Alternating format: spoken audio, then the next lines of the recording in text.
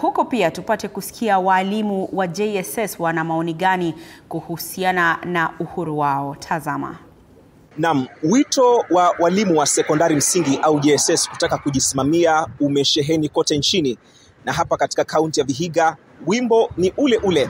Walimu wa sekondari msingi yani JSS wanashinikiza kuwa ni sharti wajisimamie, na hapa nilipo nina katibu mkuu wa chama cha walimu wa shule za upili na vyuo vya kadri KUPPET katika kaunti ya Vihiga, ambaye atatusaidia kuelewa ni masuala gani katika kaunti ya Vihiga ambayo yanawafanya kushinikiza walimu wa JSS kutaka kujisimamia. Utaanza tu na jina.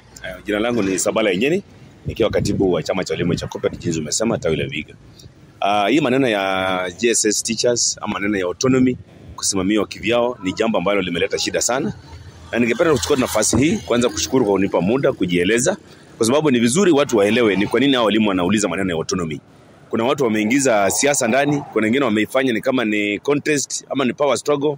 Nataka niseme ya kwamba hao walimu wanauliza maneno ya autonomy kwa sababu ya sababu ambazo zinaonekana kwa uwazi sana. Sababu ya kwanza, hao walimu wanasema ya kwamba kule ambapo wamepelekwa kwa primary schools wamewekwa chini ya usimamishi wa mwalimu mkuu ambaye ni mwalimu wa primary. Training yao ni tofauti. Walimu wa primary wako na training yao ni tofauti. Walimu wa JSS wako na training yao ni tofauti, ambao tunajua ni university graduates. So hao walimu kwanza, kitu ya kwanza, wako na ubishano kwa power struggles kwa sababu ya difference na masomo yao. Hao wanaona ni kama wamewekwa chini ya mtu ambaye haelewi masuala ambayo wana raise. Jambo lingine ambalo tunaona wakileta shida nao ni kwamba wakati wa walimu wanauliza wanataka vyombo vya masomo, kwa mfano learning materials, unapata kwamba hizo materials hazinunuliwi. Huyo head teacher labda haelewi wanataka materials gani, kwa sababu head teacher wa primary school hana uwezo wa kufunza JSS school. So wewe kwa ujiuliza swali, kama head teacher hana uwezo wa kufunza JSS school, itakuwaje ni yeye anasimamia hiyo shule ya JSS? Sisi tunataka kwamba hao walimu wapatiwe nafasi yao, kwa sababu hao ndio wanaelewa hii curriculum mpya, na kwa sababu hao ndio pioneer teachers wa system. Tunajua vizuri kwamba hao ndio wameanzisha hii mtaala mpya, na vile Teacher Service Commission itahandle maneno yao, vile itashughulikia maneno yao, ndio itaonyesha wazi kama hii system inaweza kufaulu ama itashindwa kufaulu. Jambo lingine ambalo wamesema kwa wale ambao wako hapa kaunti ya Vihiga ni kwamba wakiwa kule shule ya JSS, shule ya primary ya msingi, wanaambiwa wachange pesa ya vitu kama chakula, walimu wanaambiwa wachange lunch. Walimu wetu wa secondary schools ambao wanachama wetu wa KUPPET hawachangi pesa ya lunch.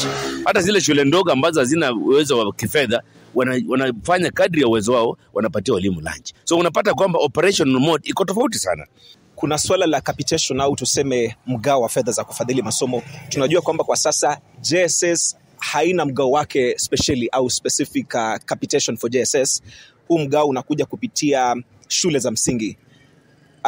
Kama kiongozi ambaye pia unaongoza walimu wa JSS, unadhani kuwa hali hii inaathiri namna gani utoaji wa huduma za elimu kwa wale wanafunzi wa JSS? Hiyo ndio jambo ambalo limeleta shida. Nikikwambia kwamba wenzetu wanachukulia jambo kama ni la kisiasa, au wanaangalia pesa.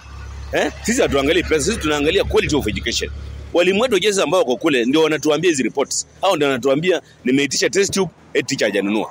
Na unapata shule imetumiwa pesa ya capitation. Zile pesa za capitation ambazo zinatumwa kwa shule, shule iko na board of management ambayo inasimamia hiyo shule. Inatakana iorganize hiyo pesa ya capitation, ile ambayo imetumwa kwa upande wa JSS ifanye maneno ya JSS. Lakini hasa ukienda kwa ground unapata hao wanachanganya. Kwa sababu head teacher ni mmoja, board of management ni mmoja, signatories ni wale, unapata hizo vitu zinachanganyika, hakuna uwezi jua huyu alipitia wapi, huyu akatoka wapi. So hata inakuwa ni vigumu ile maneno ambayo inatakana ipewe priority na JSS kulingana na learning na materials ambao wanahitaji haipewi priority. Na ndio maana walimu wanahangaika, wamekosa kupata vifaa vya kufunza. Mwingine aliniambia head teacher amemwambia aenda improvise test tube.